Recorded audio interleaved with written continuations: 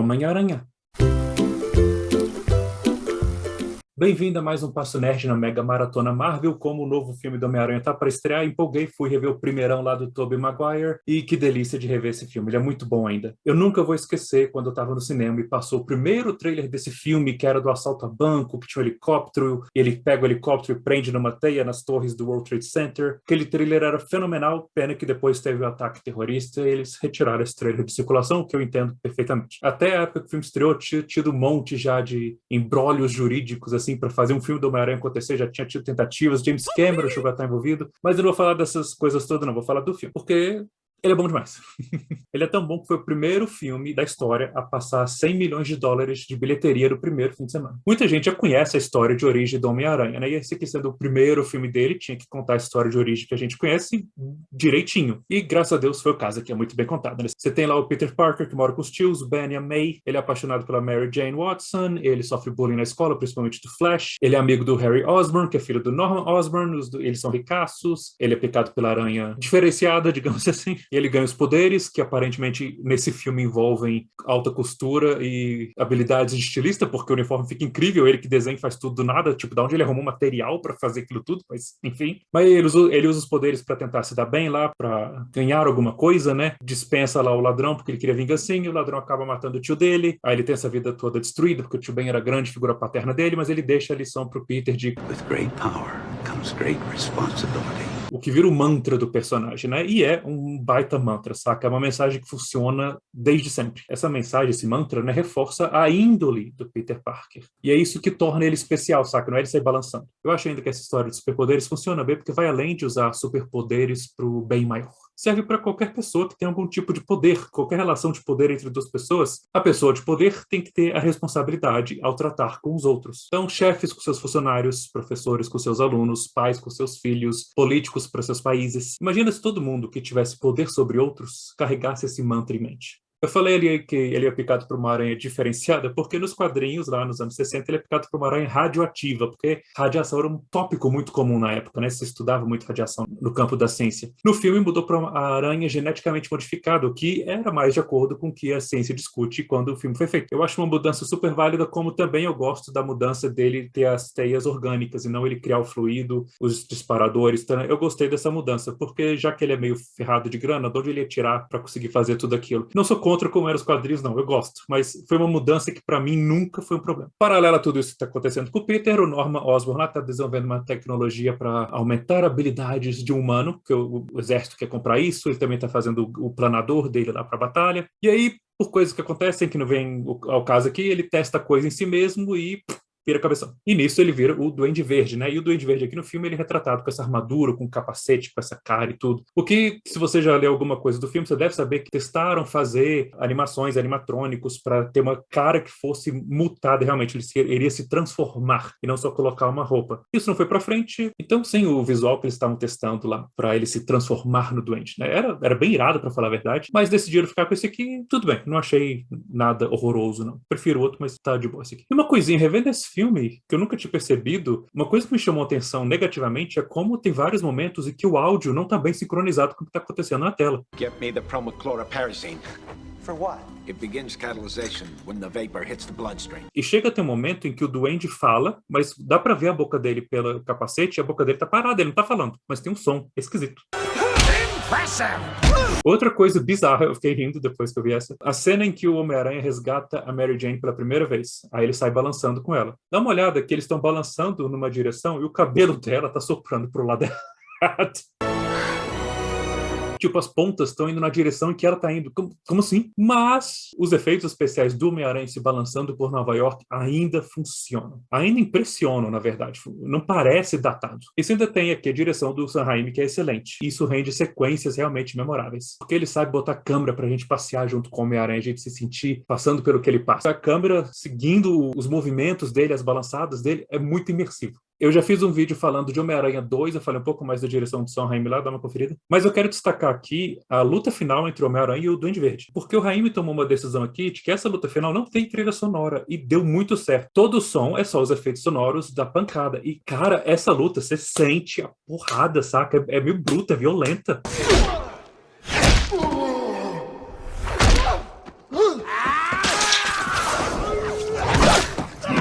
O Homem-Aranha apanha, mas ele toma uma surra fenomenal. Parece que tem uma cena lá que ele toma na cara e sai voando cuspe. Era pra ser sangue, mas tiveram que mudar digitalmente, porque senão classificação indicativa. Mas você sente cada murrão, cada porrada que o Peter Parker toma, você sente e fica tudo muito mais doído. Curiosidade que muita gente já deve saber, mas eu vou falar aqui. Sabe a cena da bandeja que a Mary Jane escorrega, o Peter pega a bandeja, cai tudo em cima, ele consegue? Não teve efeito especial nenhum. Ele fez aquela cena, sei lá, mais de 150 vezes até conseguir realmente segurar tudo. Outro ponto que eleva bem a qualidade desse filme é o elenco. Esse filme tem um elenco excelente. É um acerto atrás do outro, saca? Para começar com o próprio Tobey Maguire. Eu digo que ele caminhou para que os futuros atores do Aranha pudessem, eu ia falar correr, mas vamos falar balançar.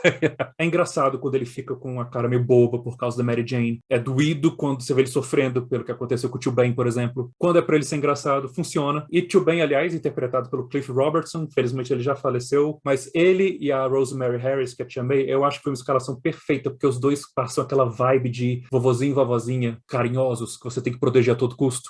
Funciona aquela beleza. A Kirsten Dunst é ótima atriz, ela estava novinha, que acho que 19 anos, já mandou bem.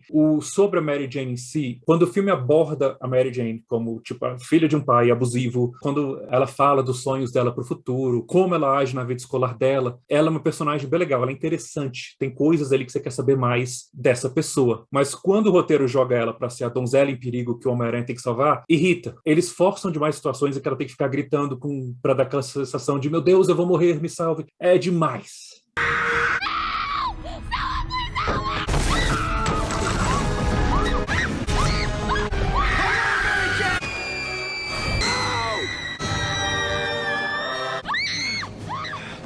E nisso, ela acaba perdendo um pouco de força como personagem na história. Mesmo assim, eu gosto dela. Mas as duas melhores escalações desse filme aqui é o Willem Dafoe, de Duende Verde, e o J.K. Simmons, de J.J. Jameson. O J.K. Simmons é hilário fazendo Jameson. Ele achou o ponto certo de equilíbrio na forma caricatural como ele interpreta o Jameson, porque ele é um cara muito diferentão. Então ele tá sempre falando rápido, tá sempre com raiva. As falas dele, quando ele não quer gastar dinheiro porque ele é muito pão duro, tudo encaixa. Acho que os melhores momentos de humor são do Jameson e não do Homem-Aranha. E olha só, é um baita alívio cômico. Já o Willem Dafoe de Norman Osborn, cara, que ator. Ele tem aquela soberba de pessoas ricas que se acham melhor do que os outros porque são ricos. O jeito que ele trata o filho e o Peter, porque cria essa subtrama, né, do Harry se sentir abandonado, deixado de lado, porque claramente o Norman admira o Peter por causa da conexão de ciência que os dois têm ali, e o Willem Dafoe funciona bem nessa parte também. Ou quando ele tá perturbado pelas mudanças psicológicas que acontecem depois que ele se transforma no Duende Verde, ele é magnífico, ele é muito bom. Pra mim, ele e o Simmons, eles roubam as cenas em que eles aparecem. E tem essa cena quando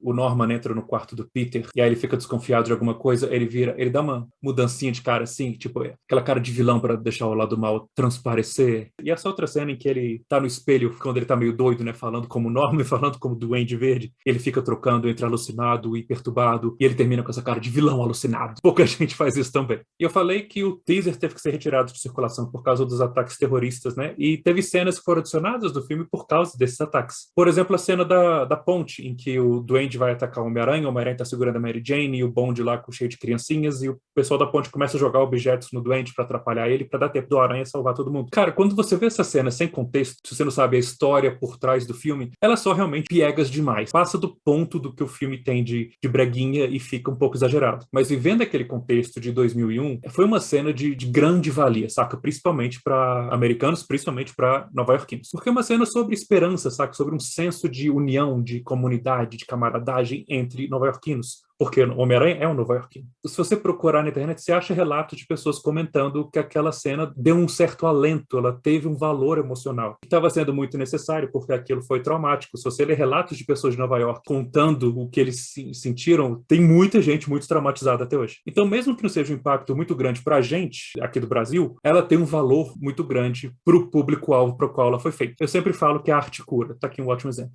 Trilha sonora, quase que eu estou esquecendo de falar da trilha sonora. É do Danny Elfman, que é o grande Danny Elfman, eu adoro ele. Eu não vou falar um monte aqui, mas eu quero destacar o tema que ele criou pro Homem-Aranha. Eu adoro esse tema, saca? É o que toca na abertura e as notas desse tema reaparecem em vários momentos durante a trilogia. Ele consegue fazer aquela sensação de crescendo, saca? Que vai levando a figura de alguém, no caso do herói. Certeza, eu amo, dá uma conferida no Spotify. No fim das contas, esse primeiro filme do Homem-Aranha acerta tudo sobre o Homem-Aranha. Tudo que faz ele ser um herói tão especial. Fala das dificuldades dele, fala das lutas dele, fala dos seus traumas, e tudo sem ser pesado demais, saca? Ainda tem um clima leve. O filme é leve, o filme é divertido, o filme é engraçado, mas isso não quer dizer que esses pontos de emoção não têm peso. Tem sim. Tem uma direção afiadíssima, tem um elenco formidável, efeitos especiais que ainda funcionam muito bem, e ainda tem um dos beijos mais icônicos da história do cinema, veja só. Homem-Aranha ainda é um filmaço. Aliás, falando nesse beijo, talvez você saiba também que o pobre do Tobey Maguire detestou fazer essa cena, porque ele estava de cabeça para baixo, com um pano no nariz e estava chovendo, então ficava entrando água no nariz dele. Eles tentam fazer a cena algumas vezes. Deve ter sido horrível, e realmente foi.